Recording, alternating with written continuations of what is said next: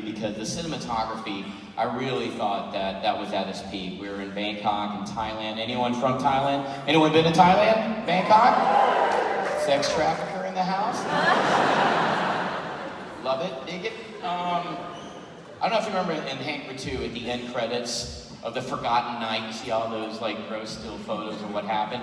Like, we shot that shit in every sex, slave, dank club imaginable. And for real, there was a woman who was a stripper, fully nude, and she had a ping pong ball. Remember that? And she puts it up her hooch, like, it comes out like she's a Serena Williams of Pussy Pong. I mean, she was dope as shit. It was pretty amazing. And by the way, on the first take, it hit Bradley Cooper in the mouth. I'm not making that up.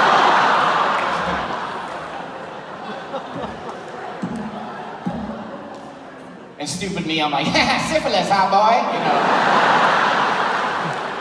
Because that's what I do. My whole point is, a lot of people ask me, like, do you ever have to use medicine when you're on a medical set, or a movie set, or in a comedy club, a comedy show, all the fucking time? I'm like the Michael Corleone of like medical comics, you know? It's like, just when I think I'm out, they pull me back in, you know?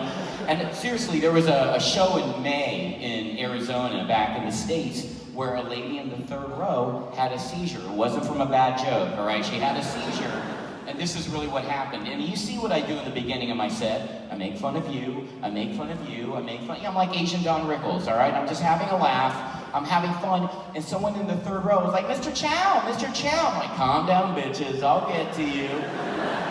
And she was like, no, someone passed out. And literally, no joke, I dropped the mic, I went into doctor mode, and I jumped to check out to see how the lady was doing to try to help revive her. And it was like 500 people in the room, and it was so surreal. What was like a drunken comedy club became like an emergency room of nurses and medics trying to help this lady get better. And by the way, she's allowed me to say the story. Her name is Christy. She's doing fine, so there's a happy ending to this story.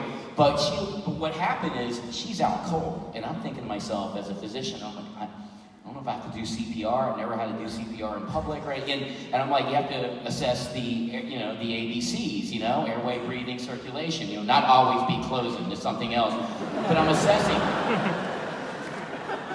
And what a lot of people don't know, when you do CPR, you don't have to do mouth-to-mouth anymore. You actually can just do chest compressions, hands-only CPR to the beat of Staying Alive. No joke. He goes, staying alive, staying alive. And I'm thinking to myself, am I gonna have to BG this bitch? I don't know.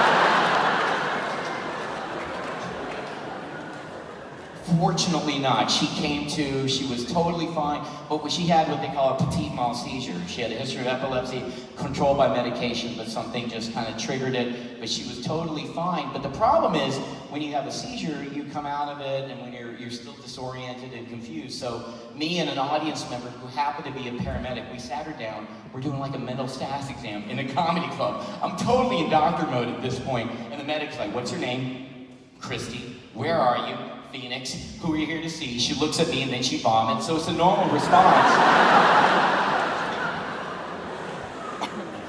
And then within minutes, the paramedics arrive and she's totally fine. My whole point, if you don't like my shit, you don't have to have a fucking seizure, you know what I mean? Just leave, bitch. Fine. My check cleared. You know?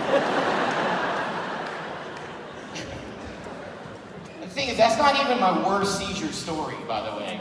I don't know what it is with my comedy and epilepsy that has people's panties all in such a bunch. I did Ride Along 2 with Ice Cube and Kevin Hart a few years ago. Thank you, yeah. And literally, we were in a nightclub in Atlanta, 400 extras, 400 background actors, and we're shooting in a legit nightclub, and someone had a grand mal, a generalized tonic-clonic seizure. It was really scary shit, and the whole nightclub cleared out, and then it was just me and Ice Cube. I'm in doctor mode, running towards the patient, and Ice Cube, who is the baddest motherfucker on the planet, he's also running towards the patient. It's like, you know, we're two outfielders going for the same ball, you know, it's amazing. And he takes out his belt, I didn't know what the fuck he's doing, like, whoa, you don't whip the patient, Cube. Knock it off. I didn't know Cube, I don't know him at all, I'm more of a Reba McEntire fan, you know. So he beats me to the patient, and he actually takes out the belt, wraps it around the patient's mouth so he wouldn't choke on his tongue. Ice Cube, not me, saved the patient's life. He was so badass, it was amazing. And just to make small talk, I was like, well, so, Ice Cube, guess it was a good day. While Kevin Hart ran away, I'm not even kidding.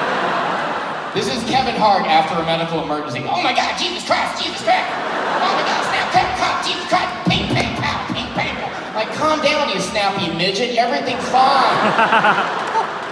Jesus Cristo, calm down.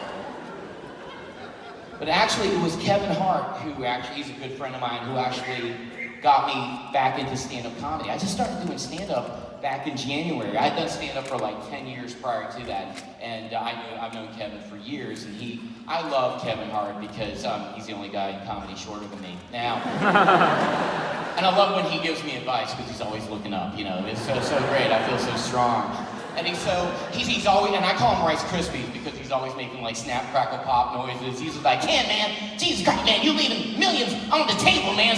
Snap, crackle, pop, man. Ching, ping, pang, ping, pang, pow, man. You're gonna make a lot of ping, pang, pow, ping, ping, pang, pow, ping, pang, pow." I'm like, "Oh, you're so cute. Okay, I will do it. Come here, kitty."